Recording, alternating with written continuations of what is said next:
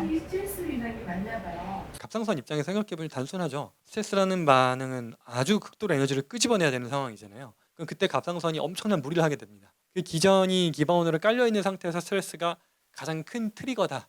갑상선 항진증이 저하증으로 치료하기가 어려운가요? 더 어렵다고 보지는 않는데요. 기능항진증을 앓고 있는 환자분들을 보면 기본적으로 트라우마적인 큰 스트레스를 한 번은 무조건 겪은 경우가 많으세요. 그래서 예를 들면 그 트라우마가 내 가까이 있는 사람이라면 제가 이겨내게 도와드리기가 어려운 경우가 좀 많아요. 저는 개인적으로는 치료는 그 관점에서 조금 더 어려운 것 같아요. 근데 그 이외에 면역계 관점에서만 봤을 때 더 어려울 점은 특별히 없습니다.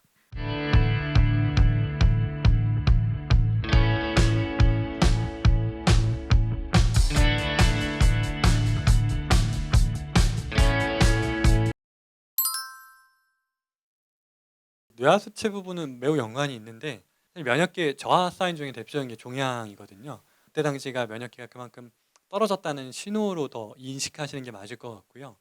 뇌하수체 종양을 떼내었다고 해서 뇌하수체를 다 떼낸 건 아닐 거기 때문에 그로 인한 기능 저하증으로 보기엔 좀 어려울 것 같고요. 검사 결과나 이걸 봐야 알겠지만 뇌하수체에서 이상이 있는 것까지 보려면 설명드리는 호르몬 중에 TSH보다 조금 더 윗단인데요. TRH라고 설명드렸던 뇌하수체 시상하부에서 나오는 그 흐름에서 혹시 문제가 없는지를 보셔야 되거든요. 그거는 검사를 통해서 확인할 수 있는 것들이라 그걸 봐야 좀 알려드릴 수 있을 것 같고요. 지금 말씀드린 것처럼 기능 저하증이 시작이었고 건선이 시작이었고 뭐 다 자가 면역 질환들로 동반되는 질환들은 원리는 결국 동일해요. 그러니까 결국은 교란된 면역 세포들이 시작을 피부로 알려줬을 때 소리를 들어주셨어야 되는데 몸의 소리를 잘 못 들어주셨던 게 좀 안타깝기는 한데요. 저희가 치료해 보면 신비로운 건 아무리 내가 나를 괴롭히고 고생시켰던 기간이 길더라도 그거의 최소 반의 반 정도만 내가 몸을 믿게 활동만 생활만 해주셔도 몸은 거의 돌아오더라고요. 근데 그 기간이 사람마다 당연히 다른 이유는 신뢰가 얼마나 깨져 있었는지 그 기간에 따라 달라요. 그렇지만 분명히 치료는 될 것 같고요.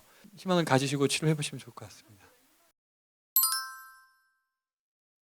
그 좀 다르죠. 100%라고 하기는 어렵고요. 보통 갑상선 기능 저하증, 항진증이 한 90% 정도는 자가면역 질환이라고 보시면 되고요. 나머지 10%는 일시적인 기능 저하 항진이 충분히 나타날 수 있고요. 아급성은 그런 경우라고 보시면 되는데 약물로 인한 독성으로 쉽게 말하면 갑상선이 좀 깨진 거죠. 그래서 일시적으로 좀 과잉 상태가 나타났던 건데 그런 경우는 급한 조절이 되는 편입니다. 없다라고 100% 단정 지을 수는 없는데요. 검사를 통해서 확인을 하셨을 거예요. 항진증이라고 확인이 됐다면 검사를 했을 때인데 자가면역성이 아니라는 게 보였기 때문에 치료가 중절이 된 거라고 보시면 될 것 같아요.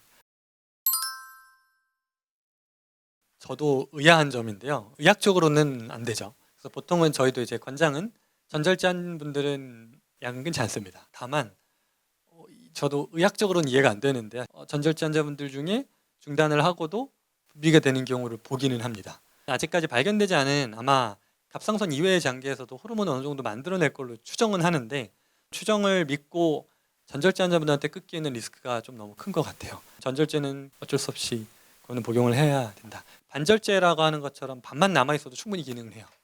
전절제를 완전히 덜어낸 경우에는 현실적으로는 쉽지 않으나 저도 수치를 보면서 이게 믿겨지지가 않아서 왜지? 이게 어디서 나오지? 이렇게 보이는 분들이 있거든요. 근데 가능성은 있다 정도로 답변 드릴 수 있을 것 갑상선 항진증이 저하증으로 치료하기가 어려운가요? 더 어렵다고 보지는 않는데요. 경험이기도 하고 실제 여러 연구들도 있는데 기능 저하증에서 나타나는 항체들보다 항진증에서 나타나는 특히 TSH 수용체에 대한 항체가 특히나 더 스트레스와 연관이 크거든요. 기능 항진증을 앓고 있는 환자분들을 보면 기본적으로 트라우마적인 큰 스트레스를 한 번은 무조건 겪은 경우가 많으세요. 저하증은 의외로 그런 게 없이도 오는 경우를 많이 보는데요. 그 관점에서 근데 제가 어려운 점은 그래서 예를 들면 그 트라우마가 내 가까이 있는 사람이라면 제가 이겨내게 도와드리기가 어려운 경우가 좀 많아요.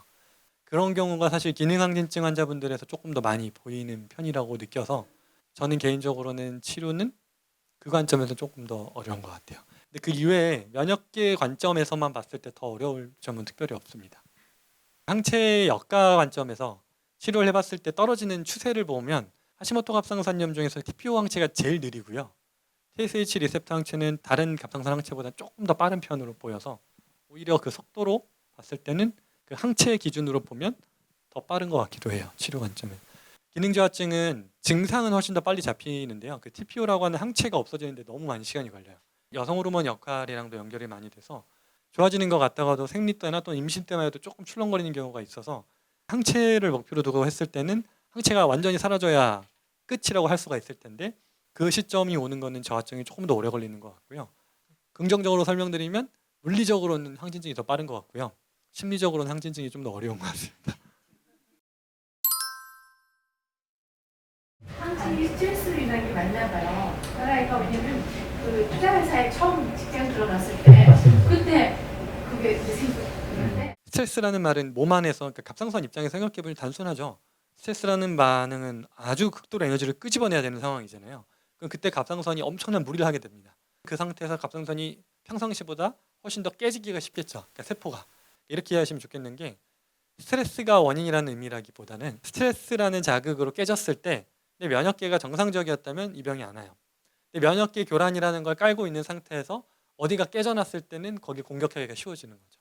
결국은 면역계 교란이라는 기전이 더 중요한 이유는 그 기전이 기반으로 깔려 있는 상태에서 스트레스가 가장 큰 트리거다. 촉발 요인이다. 당연히 있을 수 있는데요. 그러니까 검사를 그냥 해보시는 게 제일 빠를 것 같은데 지금 말씀하시는 증상들이 TMJ라는 게 말 턱관절이죠. 턱관절의 그 근육의 접합부를 이완을 하는 게 당연히 영향을 주실 수 있고요. 그걸 보고 갑상선이라고 알았다는 것보단 대사과잉 상태가 보이니 그걸 뭔가 다른 방식으로 풀어봤다라고 전 이해가 되고요. 물리적인 숙이는 의미가 있거든요. 뭐 신경계가 눌렸다라거나 했을 때 침샘 분비는 실제로 많아지니까요. 특별한 약을 쓰신 게 아니라 아마 교정을 하는 거니까요. 근데 그걸 가지고 갑상선이었는데 없어졌다고 보는 건 제가 볼 때는 조금 말이 안 되고요. 근데 이제 증상으로 보면은 실제로 기능저하증 항진증이 정반대 증상인데요. 실제로 이게 섞여 있는 경우가 매우 많아요. 예를 들면은 기능저하증이면 그럼 무조건 비만이 될 것 같은 아니 기능저하증에도 마른 분들 많고요. 항진증인데도 살이 찌는 분들 많아요. 그만큼 이 병이 계속 왔다 갔다 하는 이유가 반대처럼 보이지만 원리가 결국 같거든요. 실제로 그레이브스병 환자분들 중에는 TP 항체 양성이 매우 많거든요. 그러니까 그 말은 그런 분들은 언제든지 사실 저하증 상태로 넘어가고 왔다 갔다 할 수 있는 상태인 거라 증상은 그냥 대표적으로 설명드리기 위해서 예시를 드리는 거지 의증상 없으니까 난 기능저하증이 아니야 항진증이라고 하기는 어려워요. 제가 여기서 검사를 하는 것 그렇게 어려운 검사가 그냥 혈액에서 다 확인되는 수치들이니까요. 충분히 보실 수 있고요. 탈모 같은 경우에는 나이가 들면 당연히 올 수는 있는데요. 이것도 기능 저항진에서도 많이 나타나기는 합니다. 탈모는 특히 똑같은데 우리 몸 안에서 세포에서 재생 주기가 빠른 장기들 중에 하나니까요. 항진증에서도 나타날 수 있고요. 저하증에서도 나타날 수 있는 거라 그렇다고 해서 탈모를 가지고 갑상선 기능 저항진을 의심하는 건 조금 과한 것 같아요. 근데 가능성은 있습니다. 말살기처럼 이렇게 뚝 튀어나왔다가 들어가는 그것만 봐서는 그걸로 보기에는 어렵습니다. 기능항진증에도 실제로 갑상선이 고이터처럼 많이 붙는 경우도 있는데요. 아닌 경우가 훨씬 더 많습니다. 갑상선의 실제 종양은 오히려 다른 갑상선 자체의 염증으로 보는 게 더 맞을 것 같고요. 저항체를 가지고 붓기까지 되는 경우는 잘 없습니다. 임상적으로 그렇게 많지는 않습니다. 대사를 안정적으로 유지를 시키는 건데요. 가장 핵심으로 설명드리는 거는 내 몸이 원하는 식사를 알고 그거에 맞춰서 생활을 하는 거예요. 그게 가장 기본입니다. 좋은 걸 더 먹어서 예방하는 것점은 아니고요. 기본적이면서도 가장 원칙적인 방법입니다. 영양소 관점에서 그나마 그걸 도와줄 만한 것들은 예시로 드린 저런 영양소들을 충분히 신경 써서 섭취하는 것들도 중요한 예방 방법이 될 것 같아요. 어떤 상태가 모자라서 계속 거기에 멈춰 있는지를 보고 뭔가를 채울 게 있으면 채우는 거고요. 뺄 게 있으면 빼는 거 저희가 사실 도와드리는 거죠. 몸은 계속 변하니까요. 내 몸 상태가 한번 이 타입이니까 이렇게만 사세요가 아니라 그 타입에 맞춰서 사는 방법 중에서도 지금 내가 뭘 더 신경 써야 될지 지금 뭘 더 해야 될지 이런 것들을 저희가 같이 찾는 거죠. 현재 상태를 보면서.